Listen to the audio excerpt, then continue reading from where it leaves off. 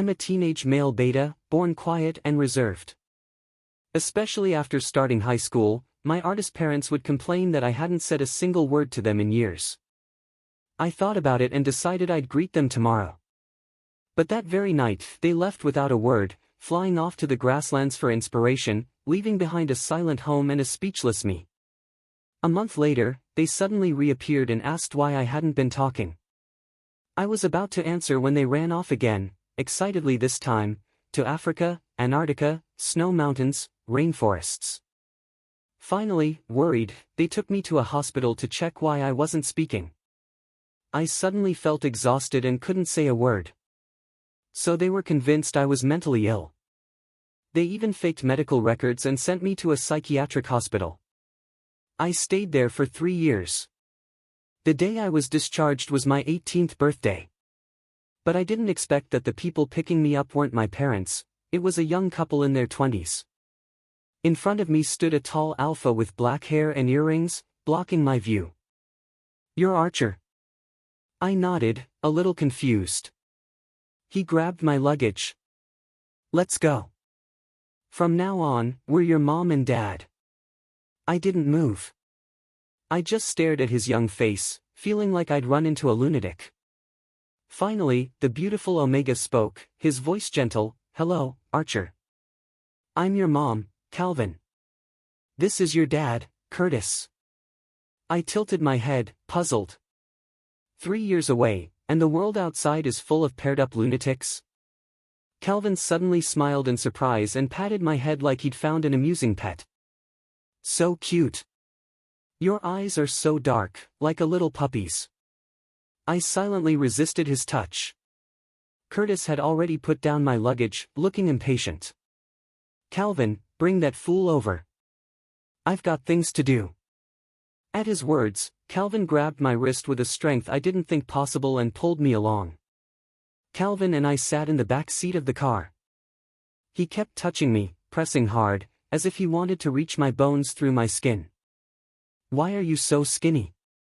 Mom's gonna fatten you up," he said, sounding almost pitiful. I stared at his gentle face, wondering if I was having a mental breakdown. Why did every spot he touched hurt so much? I even shed tears from it. Calvin smirked mischievously. Archer's eyes are all wet, so pitiful. Curtis finally stopped him, his tone relaxed. "Calvin, take it easy. This is my nephew. Don't go hurting him for real." "Nephew?" I caught that and hoarsely asked. "Dad." But because I hadn't used my voice for so long, the sound vanished before it came out. Curtis laughed from the front seat. "Ha, good son. Dad's got a reward for you when we get home." Calvin's smile stiffened, his beautiful face darkening. "Why call Dad first? What about Mom?" He pulled me into his arms, stroking my hair, coaxing. "Archer, call me Mom." "Crazy." I stayed silent, closing my mouth, ignoring Calvin's deranged words. They brought me to a villa.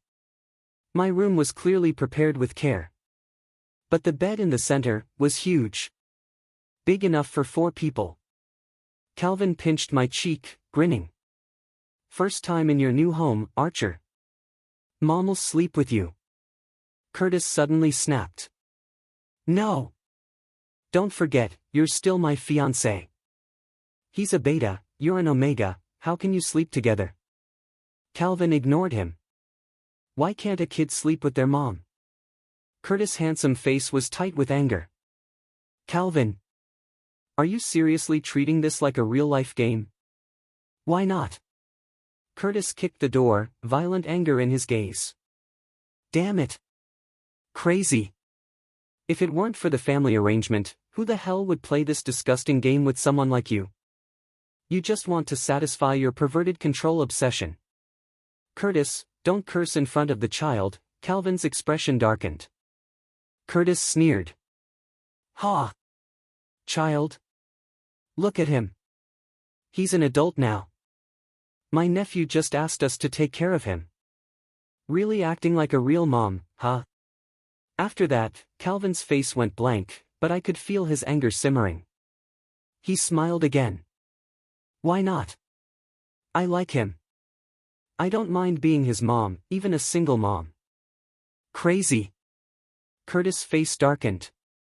Don't forget your duties as a father. We agreed, didn't we? Calvin returned to a polite smile. You cooperate with me to create a perfect family, and I'll agree to marry you and support the Jiang family. Curtis snorted and looked down at me. Fine, we're a happy, loving family.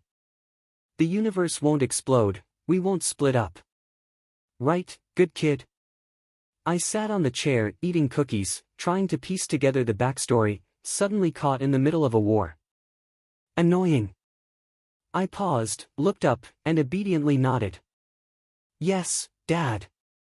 As expected, Calvin's smile vanished. So I continued eating my cookies in peace, ignoring the flare-up of conflict again. Curtis, his face scratched and clearly annoyed, said to me, "Let's go, Archer. I'm taking you to get some clothes. Calvin insists on cooking himself, so he can't come."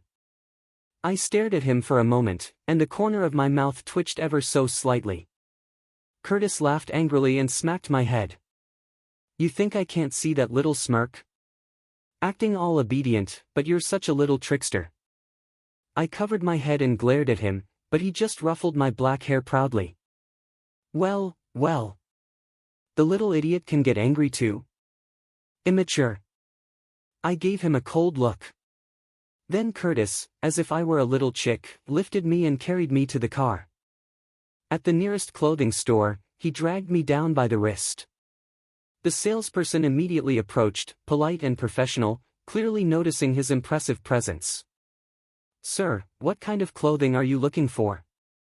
Curtis rested a hand on my shoulder and placed me in front of him. Everything this kid can wear. Get it all? Yes, sir. We'll wrap it up and have it delivered to your residence shortly. I nudged Curtis, giving him a look that clearly said, this is overkill. Curtis didn't pick up on my hint, chuckling lightly. Don't get too emotional. The salesperson smiled supportively. Your partner is very generous to you. I froze. Curtis couldn't hold back a laugh. Ha! Miss, you got that wrong. He pulled me close, pressing his head against mine, his dominant presence suffocating. Actually, I'm his dad. The salesperson smiled obediently, though the glint in her eyes suggested she imagined something else entirely. Curtis continued pinching my cheek, coaxing. Say thank you to Dad, little son. Idiot. I cursed in my head. When Curtis brought me home, Calvin had already prepared a huge spread of food. He smiled gently at me. Welcome home, Archer. Calvin walked over, taking my wrist from Curtis' hand, a mischievous glint in his eyes. Archer, why are you getting along with Dad so well? Ugh, boring. Curtis rolled his eyes and plopped into a chair, blunt as ever. All this food? Didn't see you cook before. Calvin lightly tapped his hand with chopsticks, laughing. You can't touch this drumstick, it's Archer's. I obediently took it. Free food is free food. Curtis tapped the table impatiently with his long fingers. Doesn't a chicken have 2 legs? I'll take the other one. Calvin shook his head softly. Nope. When the kid's here, parents can't think of themselves. He carefully placed the other leg into my bowl. Archer needs both. He's too skinny. Curtis was dumbfounded but too lazy to argue with a madman. He looked at my bowl, a little frustrated, and started eating quietly. Meanwhile, Calvin seemed determined to feed me to death. I stared at the mountain of food in my bowl and set down my chopsticks with a crisp clack. Not hungry? Calvin asked, worried. Is it not to your taste? Curtis scoffed. Can't you tell? Archer's full. All right then, Archer. Go take a shower and get in bed. Mom will sleep with you. I could never figure out what mindset Calvin had to say things like that. Part of me wanted to run, part of me wanted to die. I remained expressionless. The bed was soft. After my shower, lying down, my consciousness quickly blurred. In a daze, a scented body wrapped around me, pressing my head tightly to his chest without considering breathing. I struggled to get free and saw Calvin's gentle face, now flushed, a little wicked in the dim light. He kissed my forehead, his voice soft and sticky, making me shiver all over. "Baby, you're so cute. Mom really likes you." The Omega's body was so soft, I felt like I was wrapped in cotton, dizzy and disoriented. Thank goodness I'm a beta, I thought. But wait, can a beta sleep on the same bed as an Omega? I was confused. Calvin's warm breath brushed my head. "Sleep, baby. Mom's protecting you."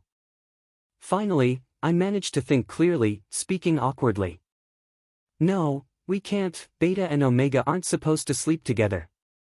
Calvin, half-closed eyes soft with warmth, ignored my refusal and touched my canine. "You really are a little puppy." I suddenly wanted to bite him. His blood would spill, what would it feel like? A morbid curiosity sparked. Calvin withdrew his hand, looked at the moisture on his fingers, chuckled softly, and hugged me tightly again. "Sleep, Archer." His voice seemed magical, making me drowsy. But the quiet, strange atmosphere was instantly shattered. "Calvin. Are you human?" Curtis' furious voice rang out. "You actually released pheromones on Archer." He jabbed a suppressor into his arm, preventing himself from being affected.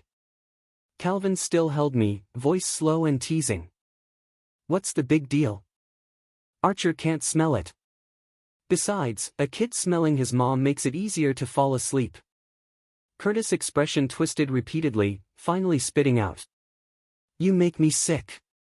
He took a deep breath, seemingly steeling himself. "No, I need to watch this." "He's my nephew, you can't," he didn't finish. I was confused. Curtis, now facing Calvin's murderous glare, reached the bed. He patted my back with a complex expression, then lay down beside me like a martyr. Somehow, using some strength, he pried Calvin's arms off me, positioning me neatly like a child in a coffin. "Sleeping with your father is okay too, right?" He blocked Calvin's mouth from opening. Sandwiched between the two of them, I finally relaxed. Could I sleep now? But soon, they started arguing again, openly this time. "Let go," Calvin whispered sharply. "Ha, knew it." "Your hands won't stay still," Curtis grabbed Calvin's wandering hands, teasing. "Don't touch him anymore." Curtis pinned me to his chest, alert like a guard dog protecting a bone. Calvin glared and tugged at my arm, trying to pull me out. I was pulled this way and that, unable to sleep. I opened my eyes resentfully, staring at the ceiling in the dark. It was a little creepy. Realizing they were in the wrong, they finally stopped fighting, each holding one of my arms in place. "Remember to behave at tomorrow's engagement banquet," Curtis said coldly. Unnoticed by Curtis, Calvin pressed delicate kisses onto my hand, laughing softly. "Of course. We're a perfect family, aren't we? You're bringing Archer?" Curtis caught the key point immediately. "Yes, I want Archer to give me the ring, as our most beloved younger brother." Curtis snorted coldly. "Should I be glad you didn't say he's your kid? Behave. Archer's real parents will be here tomorrow. If they knew, they wouldn't let Archer stay here." Calvin didn't care, smiling, his grip on my arm tight as a snake. "Oh? Really?" Then I realized, he was probably going to do something crazy. The next morning, I woke to Calvin's soft calling. He looked like he'd put effort into dressing, wearing a white suit that was elegant and warm, his eyes catching the morning light and glowing faintly amber. "Archer, today we're going to the engagement banquet. Get up and eat breakfast." Half awake, I was pulled by Calvin to wash up, eat breakfast, and then escorted to the wardrobe room. Curtis looked impatient, as if he'd been waiting forever. He wore a black suit that day, cold, noble, perfectly complementing Calvin's warmth. Curtis grabbed my wrist, pulling me into a chair. The hairstylist and makeup artist who had been waiting immediately swarmed me. Soon enough, I looked completely different. "Very pretty, Archer," Calvin said with admiration. "Not bad. Looks pretty good, actually, like an Omega," Curtis said, ruffling my freshly styled hair, earning a dark glare from the hairstylist. For once, the two of them seemed to agree.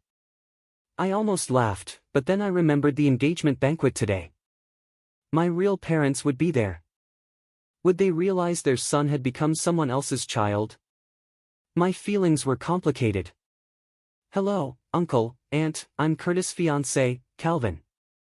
I looked at the elegantly smiling Omega and couldn't help but feel impressed. Even people who disliked each other could introduce themselves so calmly. Daniel, my dad, smiled kindly. "Very well, Calvin. And this little friend here is." Calvin's polite smile stiffened slightly. He clearly hadn't expected my parents to fail to recognize me. Curtis frowned. "Uncle, this is Archer. How could you not even recognize him?" My mom, Bella, gasped. "What? Archer? You've changed so much." I thought for a moment, brushing my bangs back to show my forehead. "Changed that much?" Daniel looked guilty as well as shocked. "Archer, forgot to tell you. Your parents were busy, couldn't take care of you, so we asked your brother to watch over you." Bella added, "Yes, Archer. Have you been doing well lately?" Calvin's face darkened. Curtis let out a soft laugh. "Auntie, you have my number. If you really wanted to know, why not call before?" Bella and Daniel exchanged awkward glances. "Seeing Archer's okay, we can rest easy. Archer had some mental issues. Curtis, please bear with him." "Yes, we'll transfer some money to you later." "Thank you for taking care of Archer," Daniel said.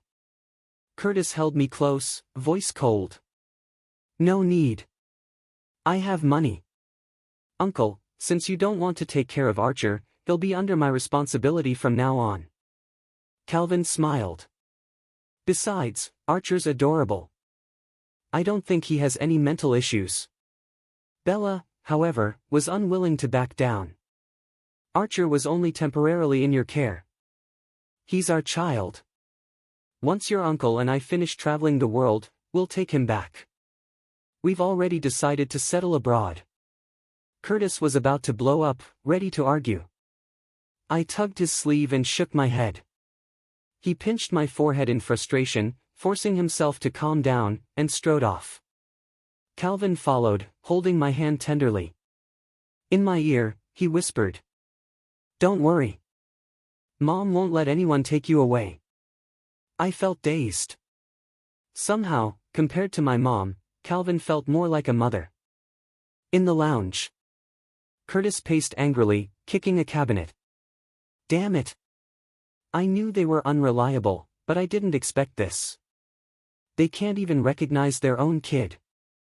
Calvin shed his polite mask, calm now. What exactly is your uncle's family like? Curtis sighed. It's a long story. His distant uncle Daniel had been reckless since childhood. Later, he married Bella. Unlike typical arranged marriages, the two actually had a strong bond. Bella was an artist, and under her influence, Daniel grew to love art as well. They constantly traveled the world, chasing inspiration. They were dinks, didn't plan on having kids. But under pressure from their parents, Archer was born. They took care of him just enough to ensure his existence, not to raise him, since his birth wasn't what they'd hoped for. The Jiang family had planned to take Archer and raise him, but soon realized he wasn't normal. He often didn't speak. This audio is originally produced by the YouTube channel, Omegaverse Tales Studio. Please credit when sharing.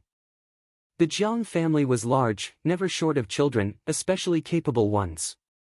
So Archer spent his childhood in an empty villa, accompanied only by tutors and servants. After a long pause, Calvin finally smiled slightly. I see. Then it's only natural for me to take Archer and give him a new home, isn't it? For once, Curtis didn't argue.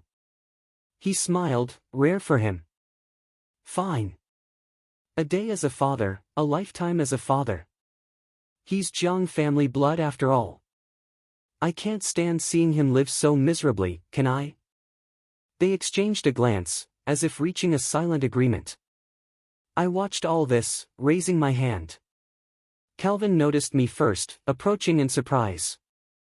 Archer, what's wrong? I'm still here. You're saying all this to each other, in front of me, planning to take me away? Really? Calvin chuckled, kissing my cheek. Archer, you're amazing. You've said so much today. No hope. I thought, meaning Calvin. Curtis, angry, rushed over and yanked Calvin away, using a handkerchief to wipe my face again and again. Damn it. You talk all you want, but touching like that, like a pervert. Calvin touched his lips, savoring it, then slipped back into his flawless, composed mask. Let's go. The engagement ceremony is about to start. Calvin's people escorted me to a designated seat. On stage, the two of them stood in the spotlight, dazzling, truly a perfect pair. The guests whispered below the stage, full of envy. After the engagement, both families will rise even further. Yeah, I heard this Omega originally refused. No one knows why he suddenly agreed. Who knows? But they do look like they get along well. I couldn't help letting out a small laugh. The bodyguard beside me looked confused. Suddenly, someone lowered his voice and said, "Hey, did you know? This young master once adopted a kid. Also an Omega." I glanced lightly toward the man speaking. But for some reason, he abandoned him later. An unmarried Omega adopting a child? Someone gasped. Keep your voice down. I only heard it from someone else. Who knows what he was thinking? They said at the beginning, he was so attentive. Later, he dumped the kid. The kid went to find him many times and he didn't even look at him. I think I heard about that too. Wasn't his name Henry? He used to be a little rich heir, but after his parents went bankrupt, he got adopted. I lifted my gaze toward Calvin on stage. For some reason, something tightened in my chest. Curtis seemed to sense it and looked directly at me. He winked from the stage, completely inappropriate by etiquette. The cold, elegant alpha doing something that childish, looked honestly kind of dumb. I gave a small wave. He turned away quickly, but the edge of his mouth couldn't hide the smile. Just then, the MC's voice rose, accompanied by soft classical music. Now, let the groom's younger brother come forward to help them exchange rings. Applause and cheers erupted. Someone nudged me. It's your turn. 13. I received 2 identical rings and fell into silence. Which one was for Calvin? Which one was for Curtis? People below whispered, puzzled. Don't the couple usually exchange rings themselves? What's this? Curtis lied smoothly without blinking. This is our younger brother. He grew up with us. Such an important moment should be witnessed by him. He smiled at me. Right, Archer. He lifted an eyebrow and silently mouthed, son. By then I had already noticed the tiny difference in ring size. I deliberately forced the slightly smaller one onto his finger. Curtis hissed under his breath from the pain. Serves you right, I thought, smiling faintly. Calvin's voice came cold and low. Archer. My turn. I slipped the other ring onto Calvin's finger. But Calvin suddenly intertwined our fingers, the gemstone on his ring gleaming like a serpent's eye. The hall fell silent. Our gesture was unexpected. Curtis leaned in and warned sharply under his breath. Let him go, Calvin. Calvin acted as if he couldn't hear him at all. His breath was uneven, stirred by excitement. His eyes stayed locked on me, fervent, devoted, almost unhinged. Archer. I felt hunted. Panicking, I jerked my hand free. Calvin lowered his head, took a steadying breath, then lifted it again with a gentle smile, soft, too soft. He quietly slipped another ring onto my hand. Thank you. A lunatic. With this many people watching, he wasn't afraid at all. I walked off the stage without looking back. The guests eventually snapped out of the strange moment, the brief silence evaporating as if it had never existed. 14. In the restroom, I stared at the blurred reflection of the boy in the mirror, lost in thought. Why was Calvin so fixated on me? If it was really just as Curtis said, pure control, why choose me? There were plenty who were more obedient. I wiped the droplets away and finally saw my own eyes clearly. Dark. Empty. Usually emotionless. I pressed my lips together, annoyed, and turned to leave. A resentful voice snapped from behind me. Who are you? I stopped. A black-haired, black-eyed boy stood there. Beautiful, but not radiant, more like me, carrying a quiet shadow. I didn't answer. I was supposed to be mute, after all. He grew furious and rushed forward, shoving me hard in the chest. My back slammed into the sink counter, sharp pain blooming, but I didn't make a sound. I caught his raised hand mid-swing and stared at him coldly. Get lost. He yanked his hand back, glaring. Why are you next to him? Don't tell me you're his brother. I've never heard of him having a brother. I didn't want to argue, so I turned to leave. But his eyes caught the ring on my hand. He grabbed me and tore it off roughly. How do you have the same ring as him? I stayed silent. A small streak of blood appeared on my pale finger where the ring had been ripped off. The boy's anger escalated. You filthy nobody.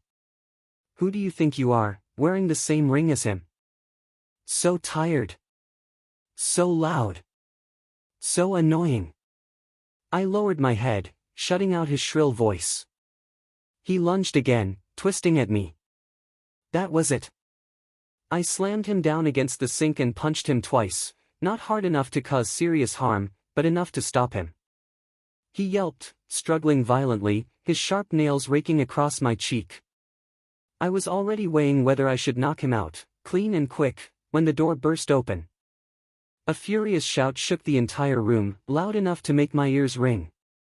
15. Damn it. Who dares touch my boy?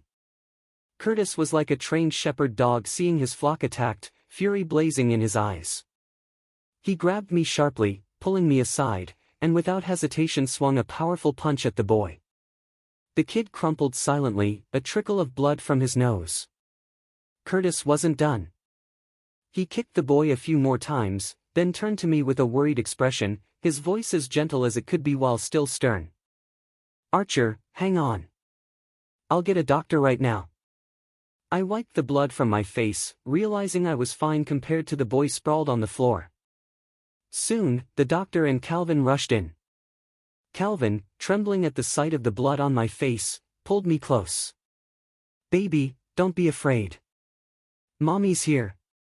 The doctor standing nearby broke into a cold sweat, as if hearing a forbidden secret. I sighed. I'm fine. Calvin gripped my hand and instructed the doctor. Hurry. Check him over. Don't worry, just a scrape. Some ointment, and it won't leave a scar. Just a scrape? Calvin's tone was icy enough to cut glass. I can't even bear to touch him myself. He glanced at the ring on his hand, then at my injured finger, and stormed toward the boy on the ground like a demon. Curtis cautioned. You went too hard. You accidentally knocked him out. Calvin smiled coldly. No problem. I'll wake him up. He calmly reached toward a servant. Gloves. The terrified servant handed over the gloves. Calvin slid them on with deliberate precision, crouched, and gripped the boy's neck with long, firm fingers. The boy's face turned bright red. He coughed violently, finally regaining consciousness. Master. Calvin released him. The boy collapsed, tears streaming. But Calvin didn't flinch at the pitiful sight. Henry, I thought I told you countless times not to look for me. But you, before you. Smack. Calvin's palm slammed across the boy's face without hesitation. The boy's face instantly swelled, disbelief and tears mixing. You hit me. Another sharp slap followed. The sound echoed sharply. I shrank back, tense. Curtis chuckled. Scared? Don't worry, he won't hit you. If he tries, your dad will deal with him. 16. After Calvin had vented, his white gloves stained with blood, Henry lay crying and laughing in a mess. Calvin stood gracefully, removing his gloves and tossing them aside. Take the ring from his hand. Henry screamed miserably. No. It's mine. Nobody can take it. The servant struggled with his fingers, but Henry clenched tightly despite the pain. Calvin snorted, then pressed his polished shoe onto Henry's hand. The bloodied ring finally slipped free. Henry wept hopelessly. No, don't take it. Master, I love you. Throw the ring away, Calvin said dismissively, glancing at the floor. Make a new one for him. This one's dirty, unworthy. And send Henry away. Don't let him show up again. The servant nodded anxiously. Henry turned toward the discarded ring, howling in a manic laugh, like a rabbit mourning a fox. Don't get cocky, you'll end up like me. Watching Henry dragged away, I realized his final words were meant for me. Calvin washed his hands, then came over. His cold yet soft touch stroked my cheek. I shivered and pulled away. He looked slightly hurt, retreating his hand, long lashes lowering. Archer, are you afraid of me? Curtis scoffed. What do you think?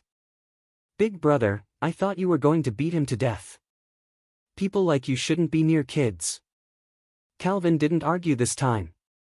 His fingers clenched the ring, pale from pressure, as he silently walked away. 17. Once cleaned up, scabs had formed on my face. Curtis grinned wildly.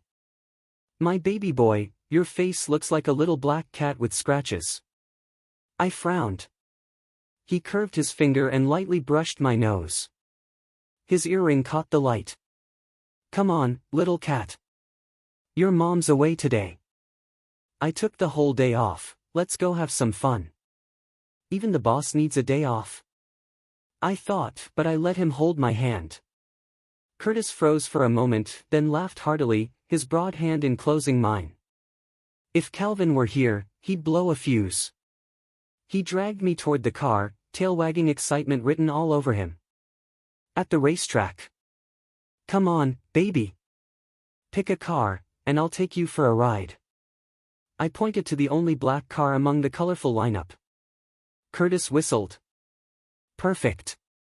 That's your style. This one it is. He strapped me in, floored the accelerator, and the car shot forward like an arrow loosed from a bow. The roar of the engine and the wind rushing past blended with my heartbeat, pure adrenaline. After a dizzying lap, I stumbled out. Curtis steadied me. Fun.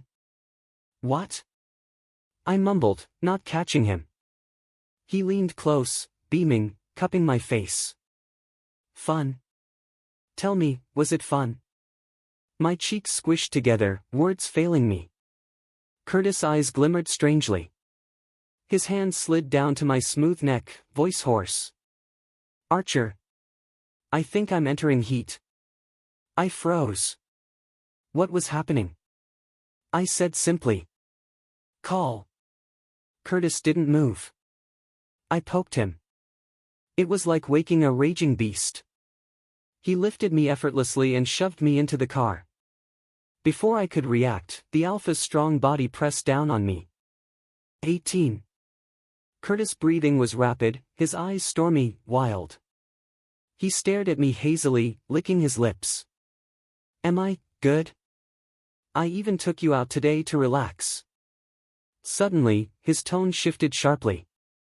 Let me bite you. I pushed his face away instinctively. I was a beta. I couldn't be marked. Curtis seemed to read me like an open book. You're a beta anyway. One bite won't matter, right? Archer. A sharp bite pierced my skin. I trembled in pain, yet my body softened unexpectedly. His tongue traced the wound, and I heard his restrained whisper. Archer, let me bite you again. I quickly fumbled into Curtis' pocket, pulling out my phone, and dialed Calvin. Calvin's voice came cold through the line. What's this? Showing off how much Archer likes you. The alpha's heavy breaths were loud in the car. Calvin must have heard them too. Curtis. What are you doing? Calvin's voice froze mid-shout. Curtis' eyes gleamed predatory as he noticed the phone and snatched it away. Seeing this, I had no time to hesitate. I shouted. Mom! Archer! What? Calvin's panicked voice cut off abruptly. Curtis hung up, towering over me again. This time, he pressed his lips to mine, one hand already wandering restlessly. I felt dizzy and trapped, praying Calvin would arrive immediately. 19. Some small part of Curtis' humanity remained. He hadn't gone all the way. He pressed kisses and nips repeatedly, but stopped short. Just when I was about to collapse from panic, a shadow appeared outside the car window. You're listening to Omegaverse Tales Studio, a YouTube channel dedicated to captivating short stories. Let's continue. The door was unlocked. Calvin moved swiftly, plunging an inhibitor into Curtis' neck. Mixed with something else, perhaps, Curtis passed out almost instantly, his heavy body collapsing onto me. After a long while, Calvin and I finally managed to get free from under him. Calvin led me into his car, carefully cleaning the bite marks. His hair was damp, sweat glistening, and he looked anxious from rushing here. I lowered my eyes, silent. Calvin's gentle touch didn't hurt at all. I even felt drowsy. He had me lie in his arms, smiling. Archer, you called me mommy today. I'm so happy. Can you say it again? I pretended to be asleep. Calvin noticed my trembling lashes and smiled softly, picking up the inhibitor spray to mist the car. Sorry, Archer. Your pheromones make me restless. Alpha pheromones could indeed trigger undesirable reactions in an omega. I felt the discomfort beneath me. Calvin spoke gently. I've arranged someone to take him away. Then we can go home. Archer, go take a shower. 20. After showering, I found Calvin sitting on the bed, waiting. Fear made me clutch the bathrobe tighter. Honestly, compared to Curtis, Calvin felt scarier, even as an omega. I lay stiffly on the bed. Calvin chuckled, lying beside me like a coiled serpent. His lips pressed against me, weaving a delicate web of kisses that held me in place. Fear forced me to speak. Don't touch me. He paused for a heartbeat, then pressed harder. I tried to push him away, but his grip was firm. He kissed my face and neck, and it felt like he had lost all restraint. His face, so beautiful, was mesmerizing. I blinked slowly, and he kissed my eyelashes. Archer, baby. Archer. Calvin's force felt as if he wanted to mold me into his very bones. I was exhausted, my voice flat. Please, don't touch me. His chest heaved, biting his thin lip until it bled faintly. Archer, don't ignore me. Why? Because of Henry, right? I'll kill him if I have to. Don't treat me like this. I'll die. He pleaded, eyes humble, pitiful, a side no one would expect from such a proud, beautiful omega.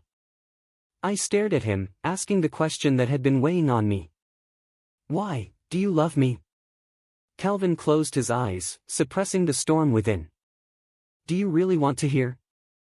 I nodded seriously. 21. Calvin grew up in a maze of etiquette, deceit, and constant scheming. He lost his childhood innocence early, becoming vicious, cunning, and almost unhinged. Yet he harbored a secret longing. He wanted a child.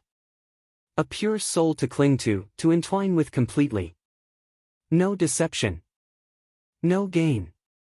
No harm. all the filth of the world could be left to others. For his child, he would offer only untainted love. But how naive that fantasy was. There are no fairy tales in a powerful family. Calvin kept this secret locked away.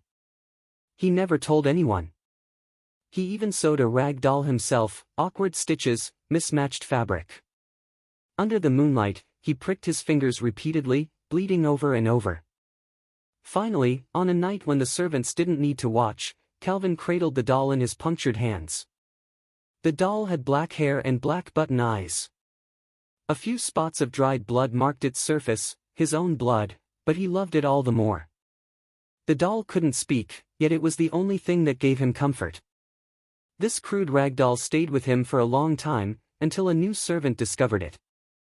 Unaware that Calvin never let anyone tidy his bed, the servant pulled the doll from under the pillow. The tutor, furious, scolded the noble Omega for sharing a bed with such filth. Calvin's mother took matters into her own hands. She whipped her fragile son until he was covered in bruises, then burned the doll before his eyes. The flames devoured it, and Calvin could only mourn its silent black eyes amidst his blood and tears. This twisted his nature further. He became vengeful, cold, obsessive, feared by all. Thus, he became the perfect Omega. Power was intoxicating. The rotten rose began to seep poison. He could never forget the helplessness he felt. He wanted control over everything. Calvin was arranged to marry into the Jiang family, and he accepted gladly. After all, everything was a transaction of interest, a step higher in the hierarchy. At a lavish banquet, the excess of wine made him dizzy. He slipped away for air, and saw a boy. The boy was exquisite, black hair, black eyes, dressed in a British-style coat that made him seem like a prince from a fairy tale. Through the corridor, their eyes met. His gaze was empty, unreadable. Calvin was suddenly reminded of the doll he had lost to fire. He stepped forward instinctively, dizzy in the head. But the boy turned and walked away, as if he had never existed. Later, Calvin searched the surveillance for hours, citing a lost valuable, but the boy was nowhere to be found. It seemed a hallucination. But once the long-buried thought had awakened, he could not close it again. By his youth, Calvin desperately wanted a child. The arranged marriage wasn't ready yet, and he couldn't lower himself to a casual liaison. He decided to adopt a child. After scrolling through countless photos, he chose a boy. Henry, from a fallen noble family, pure lineage. Calvin satisfied every material desire the boy had, caring for him meticulously. Henry quickly grew attached to this perfect image. But Calvin grew tired of the charade. When Henry cried and asked, "Sir, why? Didn't you say I would be part of your family?" Calvin, accustomed to breaking promises to the insignificant, dropped the mask of kindness, expression indifferent. "Because you're not the child I imagine." A body without a soul, he couldn't accept a life not fully witnessed by him. Calvin paid Henry a large sum and told him never to return. Just when he thought he would never find the child in his heart, the one for whom he truly longed, his arranged marriage partner opened a phone. Curtis swiped through photos, irritated. Some distant relative? Why am I supposed to care for a child? Calvin glanced casually, then could not look away. In the photo, a boy with detached black eyes stared quietly at him. His heart thudded heavily.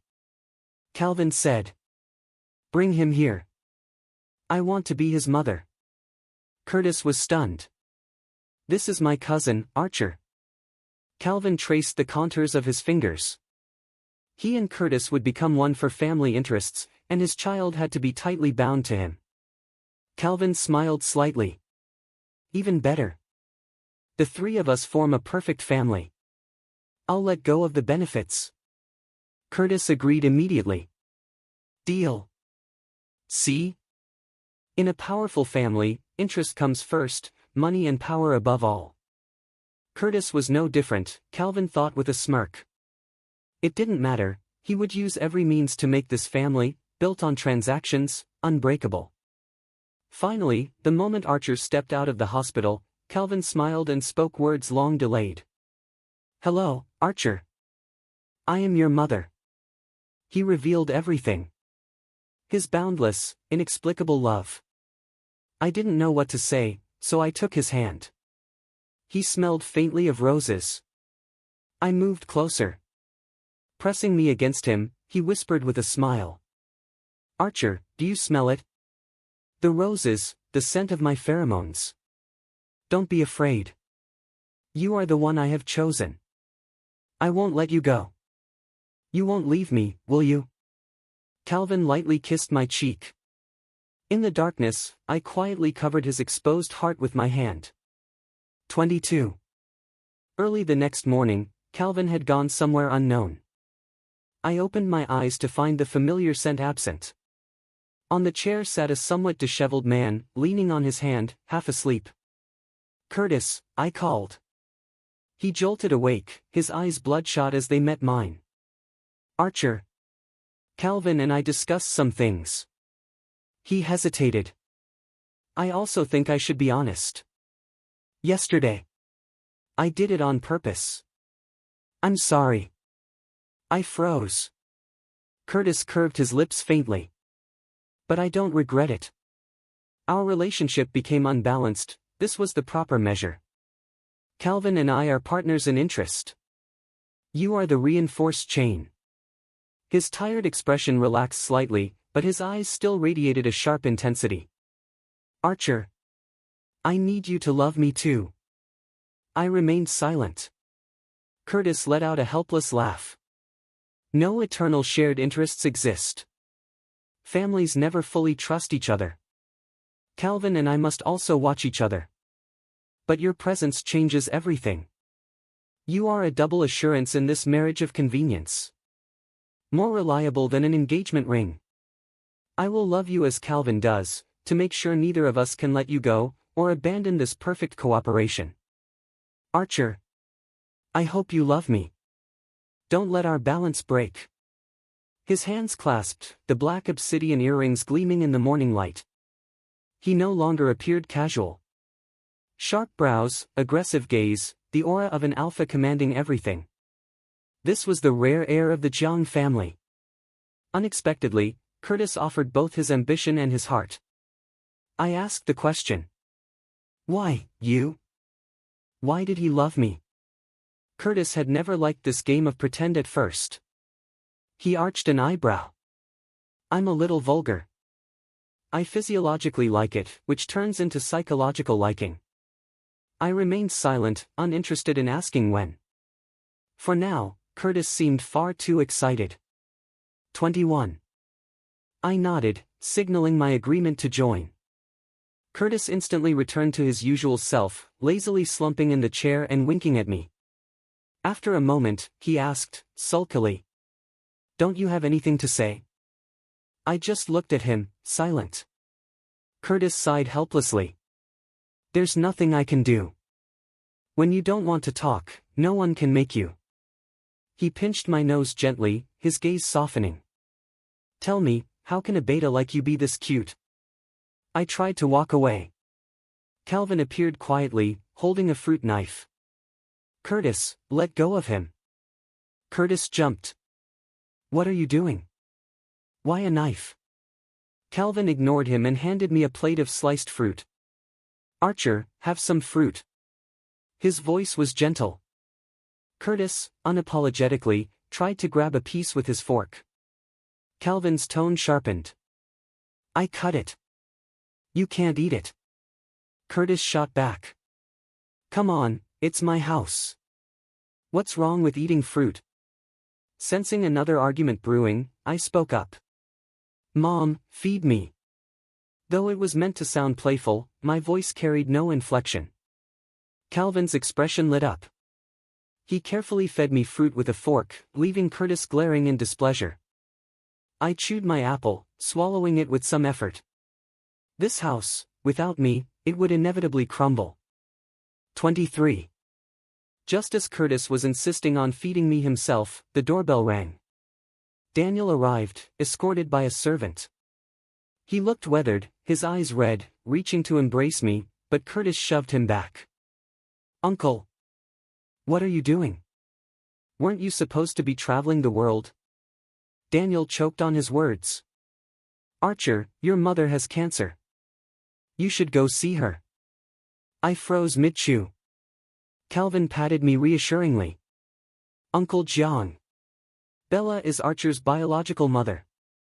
We won't stop him from visiting. He softened. But you said Archer has mental issues, and no one is looking after him properly there. How about this, we accompany him to see her, then he comes back here, all right? Daniel's face darkened with anger. What nonsense are you talking? Archer is my son. It's only right I take him back. Calvin's expression turned grim. Curtis, amused, scoffed. Uncle. I called you that out of respect. Don't overstep. Over all these years, have you done anything as a parent? You just sent him to a mental hospital because he doesn't talk. Is this a father's behavior? Daniel trembled with fury, turning to me. Archer.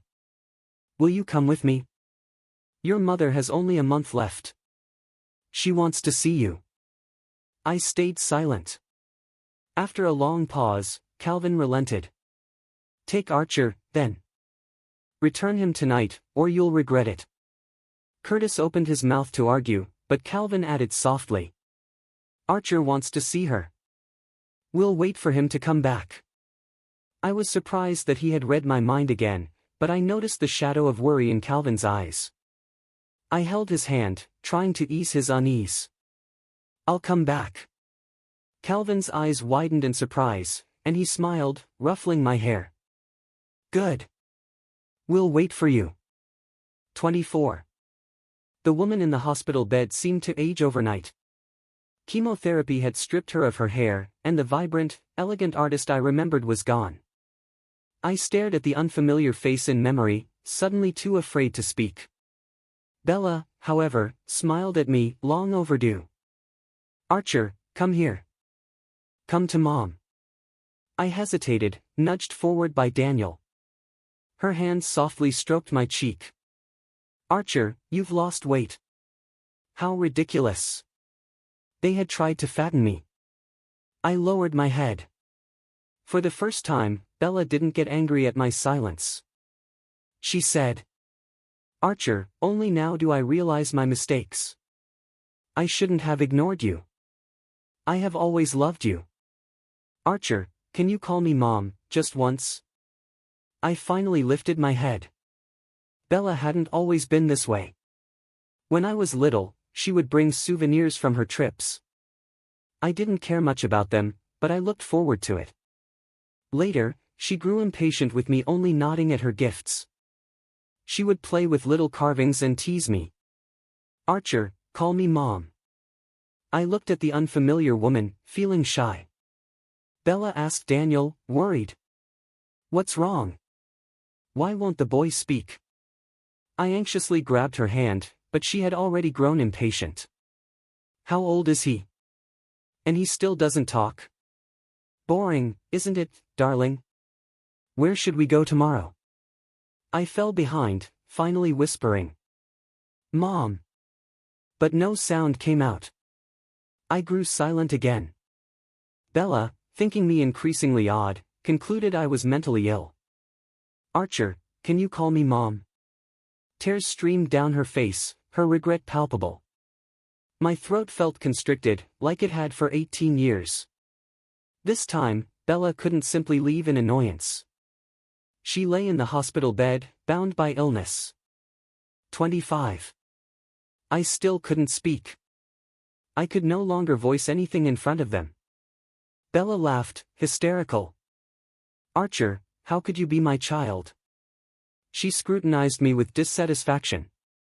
You ungrateful thing. I gave you life, and you won't even call me once. Fine. Don't call me, you'll never escape me. Daniel locked the door. I glanced at him in shock. Bella continued. All right, Archer.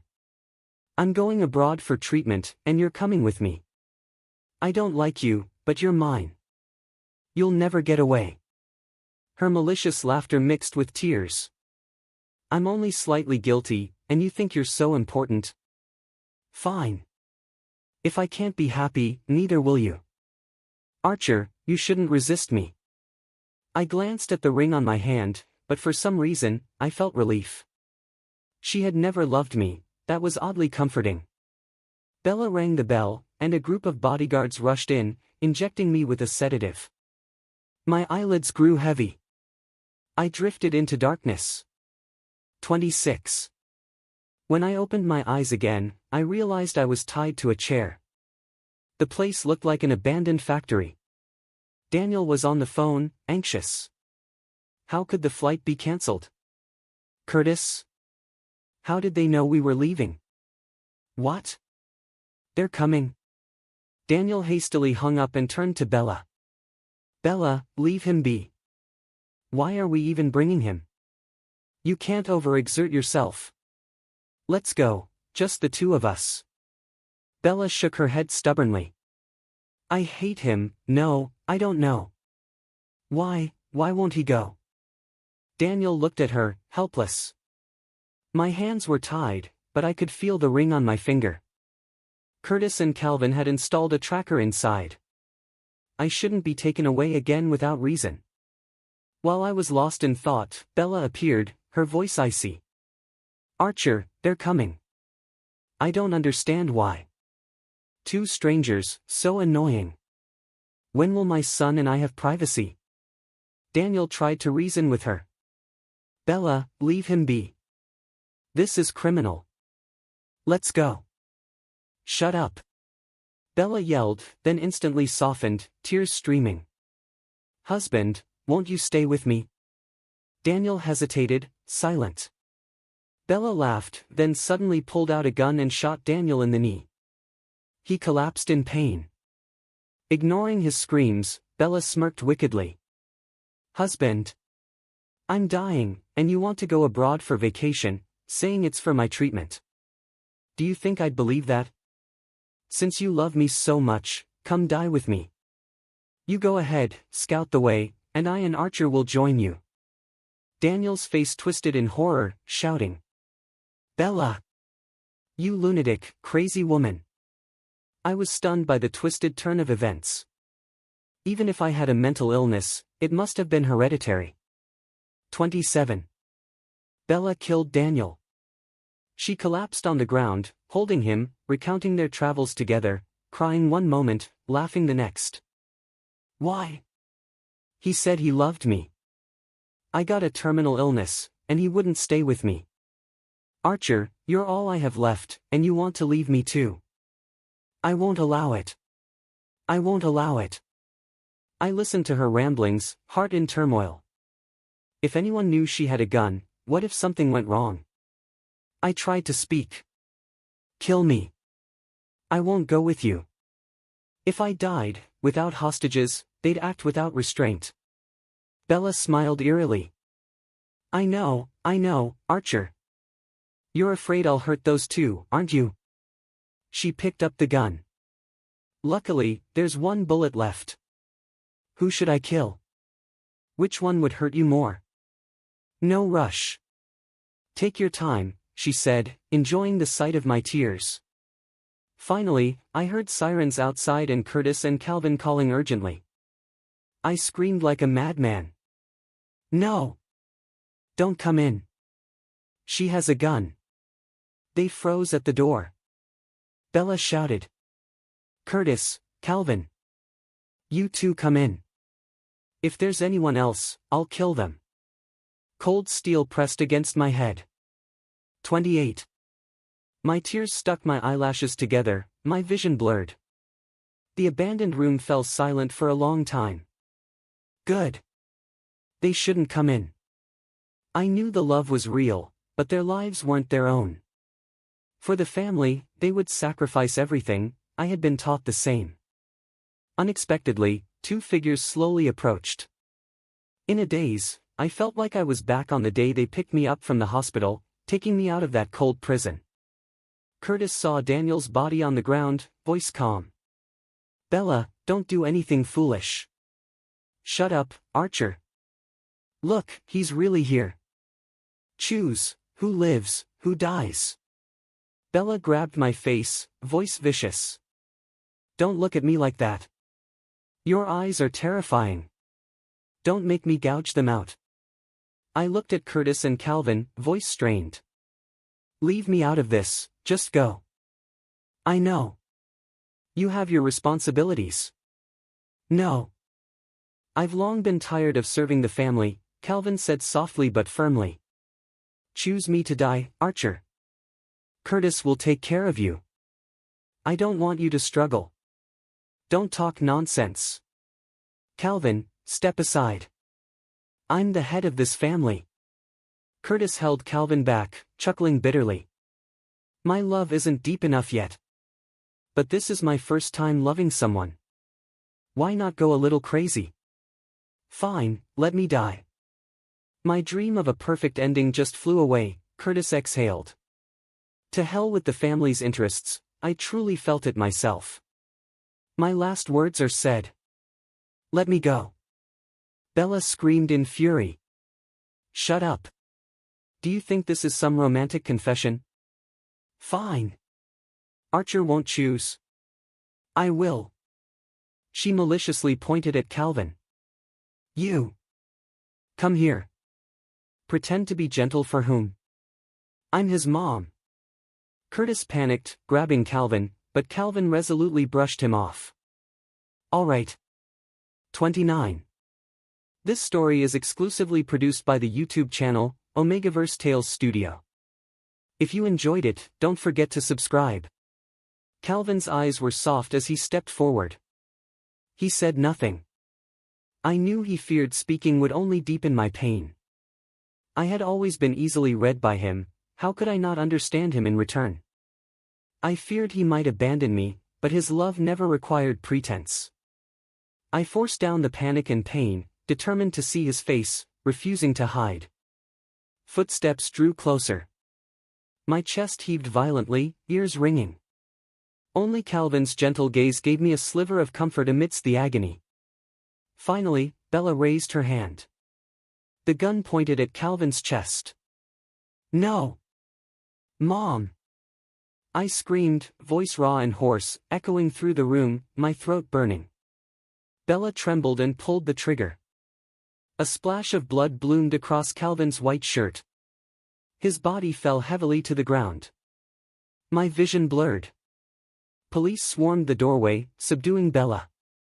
Amid the wailing sirens, Curtis, nearly unconscious, untied me and held me tightly in his arms. 30. When I woke up again, I found myself lying in a hospital bed. Curtis was muttering beside me. Still not awake? Didn't they say you fainted from the emotional stress? It's been almost a whole day, still not waking up? I forced my eyes open and hoarsely asked. Calvin? Curtis froze for a moment, surprised to see me awake, his expression complicated and silent. Tears streamed down my face again, and he quickly explained. He's fine, well, not exactly fine, but no life-threatening injuries. The surgery went well. The bullet missed the heart. I cried tears of relief, feeling joy and frustration all at once. Then why that expression? I asked. Curtis smiled wryly. See? You're so worried about him. He's definitely gained a lot of brownie points now. I wiped my tears. You? I was worried too. All right, good boy. Glad you're not heartless. Even with a mom around, you can't forget your dad. Curtis went back to his usual playful self. I'd even take a bullet for you, really. Curtis winked mischievously. I laughed weakly, surviving the ordeal. 31. Calvin was wrapped in bandages, his face pale and weak. He gave me a teasing glance. All right, Archer, stop crying. I'm fine, see? I stubbornly held his hand, refusing to let go. Curtis sulked. Look at our Archer. Holding that hand all morning, aren't you afraid of sweating? Calvin glanced at him coolly. Curtis, you're really childish. Curtis just laughed. Fine, no arguing today. You're the hero. I even told the kitchen to make yam and pork rib soup for you. Loyal enough? Calvin snorted. You know I don't eat yam. Curtis grabbed my other hand, confidently declaring. I made it because we're brothers. Put yam in it because we're rivals. Calvin held my hand and kissed it lightly. If you keep treating me like your rival, you might just die of frustration. Curtis mocked. Fine. Who asked our Archer not to be from a single-parent family? Then he threatened playfully, kissing me. Archer, tell me, who do you love most, Dad or Mom? Calvin looked at him, a mix of gentleness and authority. Archer, you love Mom the most, don't you? Seeing both of them in such states, I suddenly thought of Bella and her death. I shivered and shut out their quarrels, refusing to say a word, letting them bicker. 32. I gazed at the winter morning sunlight spilling through the window and absent-mindedly touched the ring on my finger. It had been 6 months since the kidnapping. Bella had committed suicide in prison. But that last tremble of hers, what did it mean? Suddenly, a large hand gripped my wrist, returning it to my chest. His fingers also wore a ring. Calvin, enough stealing my hand already. Is this ever going to end? Calvin, ready to call me to breakfast, just stared. Crazy, I muttered. Archer, get up. Breakfast's ready. Calvin, as usual, pressed a soft morning kiss on my forehead. I resisted, politely refusing his help to dress me. Calvin looked a bit disappointed. All right, Archer, come on then. He held my fingers tenderly, the third identical ring pressing into my hand. Archer, tomorrow is my sensitive period. Don't forget. I nodded and kissed him, agreeing to sleep with him alone that night. Satisfied, Calvin left. This was our unspoken rule. Curtis had devised it, Calvin agreed, and I didn't care. I got dressed and shook Curtis awake. At the table, Calvin began his daily double standards. Curtis, eat faster. You'll be late for work. Archer, slow down. You'll choke. Curtis rushed off, grumbling. Why aren't you going to work? Calvin's calm voice couldn't hide his pride. Archer, now it's just the two of us at home, huh? I shrugged, used to it all. I ran to Calvin, throwing myself into his arms. Watch a movie with me. Calvin chuckled softly. Okay, secretly. Don't tell him. I rolled my eyes. These two. I blinked. Fine, but you have to behave. Calvin pretended to consider. How exactly should I behave? I hugged him, looking toward the door with him. Curtis barged in, muttering, snowflakes in his hair, nose red from the cold. Holiday today, and Calvin, you're still sending me to work? I couldn't help laughing. Curtis's instincts kicked in. Archer, was this your idea? I dodged his gaze, running and calling for Calvin. Help me. Curtis sneered, forcefully pinning me to the sofa. One cold hand pressed against my face, the other tickling me. You little rascal, still daring? I squealed through laughter and tears. Calvin, save me. Calvin, smiling, lifted me out. All right, enough bullying. Curtis, come help. Today we're making dumplings. Curtis's expression was complicated. I used to hate the perfect ending. Calvin cut him off. You don't have to eat it if you don't want. Curtis jumped. What about the second half of the sentence? What? I asked. The simplest is the most precious. Curtis exclaimed. Calvin scoffed. When did I know you were a philosopher? Curtis broke down easily. Don't underestimate me. I may be uneducated, but I did finish 9 years of compulsory schooling. I lay by the window, listening to their bickering. Snowflakes drifted down, turning the world into a hazy white. I remembered the cramped room of the psychiatric hospital, where I had no sense of time and let the blankness grow freely, no longer feeling loneliness. I reached out, touching the faint shadow of the boy I once was. Time slowly resumed. Shadows of the past were washed away. I stared at the fogged window and laughed from the heart. Then I turned and walked back to my home.